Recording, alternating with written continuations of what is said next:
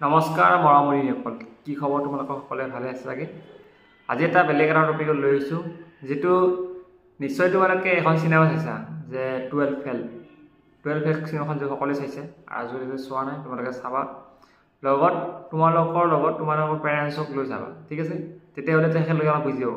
কাৰণ কিয় পেৰেণ্টছে তোমালোকৰ সপোন চাই থাকে যে মোৰ ল'ৰাজন ডক্টৰ বনাম, মোৰ ল'ৰাজন ইঞ্জিনিয়াৰ বনাম, মোৰ ল'ৰাজন প্ৰফেচৰ বনাম, কিন্তু সেই ল'ৰাজনৰ কি হ'ব মন আছে সেইটো বিষয়ে কোনোৱে চাব নিবিচাৰে। ছাপ'জ এক্সাম্পল, ৰামৰ মন প্ৰফেচৰ হ'বলৈ, কিন্তু ৰামৰ মাক বাপেকে কৈ আছে যে তুমি IAS অফিচাৰ হ'বা, IPS অফিচাৰ হ'বা, তেনেকৈ কৈ আছে, কিন্তু তাৰ মন আছিলে য'ত প্ৰফেচৰ হ'বলৈ। সেইকাৰণে যদি তোমালোকে এই চিনেমাখন যদি তোমালোকে চাবলৈ দিয়া, 12 ফেল যিখন চিনেমা আছে, এই মুভিখন যদি তোমালোকে মা দেউতাৰ লগত তোমালোকে একেলগে বহি যোৱা, তেনেহ'লে তাৰ পৰা বহুতখিনি জ্ঞান অৰ্জন কৰিব পাৰিবা, আৰু মা বাপেকেও তোমালোকৰ বহুতো ছাপোৰ্ট কৰিব, ঠিক আছে। আজিৰ দিনত যিহেতু এখন চিনেমা অলপ ভাল হৈ আছে, যিহেতু চাব পাৰা। এটা কথাটো হ'ল যে আমাৰ ৰিজাল্ট দিব কিমান তাৰিখে, তাৰিখটো এতিয়ালৈ অপেক্ষা কৰি আছোঁ, তাৰিখটো দিয়া নাই। কিন্তু আমি এটা কথা গম পাইছোঁ, 19, 20, 21 তাৰিখে আমাৰ ৰিজাল্ট দিব। তে ৰিজাল্টত বহুতো ছাত্ৰ ভাল হ'ব, প্ৰায় 90% ল'ৰা ছোৱালী কি হ'ব, মেট্ৰিক আৰু হায়াৰ ছেকেণ্ডেৰী পাছ কৰে। 10% ল'ৰা ছোৱালী কি কৰে, ফেল হয়। এতিয়া এই 10% ল'ৰা ছোৱালীখনে কি কৰিব লাগিব, তেখেতলোকে কৰিব লাগিব ক্লাছ 10ৰ যদি কোনোবা ফেল কৰে, তেনেহ'লে তেখেত কম্পাৰ্টমেণ্টেল এক্সাম হয়। আৰু কম্পাৰ্টমেণ্টেল এক্সামটো মেট্ৰিক পৰীক্ষাৰ ৰিজাল্টৰ 1 মাহ পিছতে পাতি দিয়ে।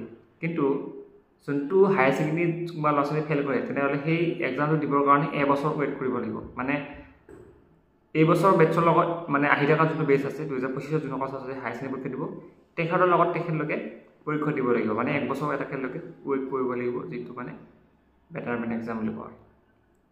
চ' নিশ্চয় তোমালোকে গম পাইছা যে বহুতে জানে যে 12 ফেল যিখন চিনেমা, তাতে ল'ৰাজনে 3বাৰ ফেল কৰিছে 12ত। আৰু তোমালোকে যদি এবাৰ যদি ফেল কৰে, কোনো আপত্তি নাই, ভালকৈ দিয়া, ধুনীয়াকৈ লিখা, ভাল নম্বৰ লোৱা, যাতে ভাল ৰিজাল্ট লৈ পেলাই মা দেউতাৰ লগতে সমাজৰ কিবা এটা কৰিব পাৰা।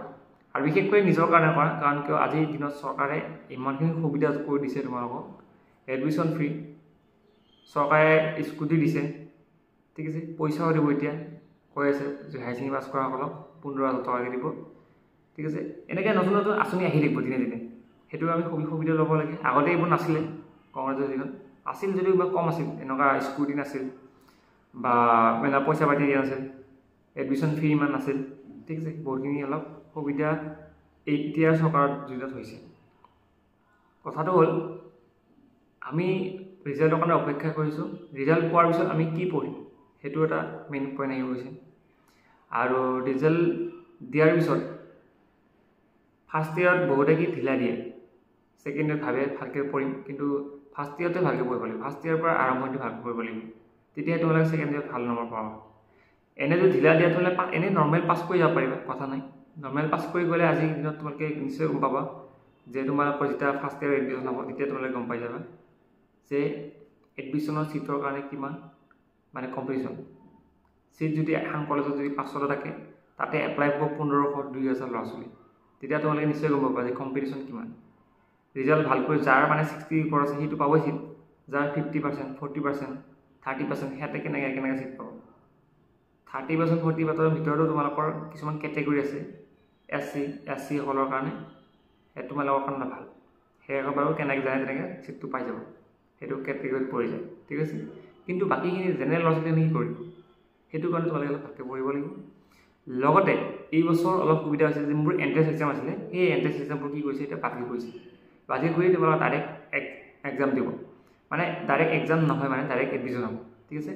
যিহেতু তোমালোকে ডাইৰেক্ট মেট্ৰিকৰ মাৰ্কশ্বিট কিমান দেখা পা, অপেন মানে মেট্ৰিকৰ মাৰ্কছৰ ওপৰত চাই তোমালোকক যিকোনো পলিটেকনিক, ITI এইবোৰত তোমালোকৰ ডাইৰেক্ট ছিট দিয়া হ'ব। চ' সেইটোৰ কাৰণে অপেক্ষা কৰা। আৰু সেইবোৰতো বহুত কম্পিটিশ্যন হৈ গৈছে, কাৰণ সেইবোৰৰ কাৰণে এতিয়া যোনসকল ল'ৰা ছোৱালীয়ে পলিটেকনিক পঢ়ে, সেইবোৰে JEEৰ কাৰণে প্ৰিপেৰেশ্যন কৰে, প্লাছ সেইবোৰ পাছ কৰাৰ পিছত, ঠিক আছে, সেইবোৰ পাছ কৰাৰ পিছত কিছুমানে কি কৰে APSCৰ কাৰণে প্ৰিপেৰেশ্যন কৰে, ঠিক আছে। সেইকাৰণে এতিয়া কম্পিটিশ্যন বহুত হেভি হৈ গৈছে। দিনে দিনে যিমান যাই আছোঁ আমি গতি কৰি আছোঁ, সিমানে আমাৰ কি হৈছে কম্পিটিশ্যনটো বেছি হৈ যাই আছে। চ' সেইটোৰ কাৰণে আমি এতিয়াৰ পৰা যদি পঢ়িম বুলি ভাবিছোঁ, তেনেহ'লে এতিয়াৰ পৰা ভালকৈ পঢ়িব লাগিব। আৰু ভাবিছোঁ যে নাই মই পঢ়া শুনা ভালকৈ নকৰোঁ, তেনেহ'লে তোমালোকে হায়াৰ ছেকেণ্ডেৰী ভালকৈ পঢ়া।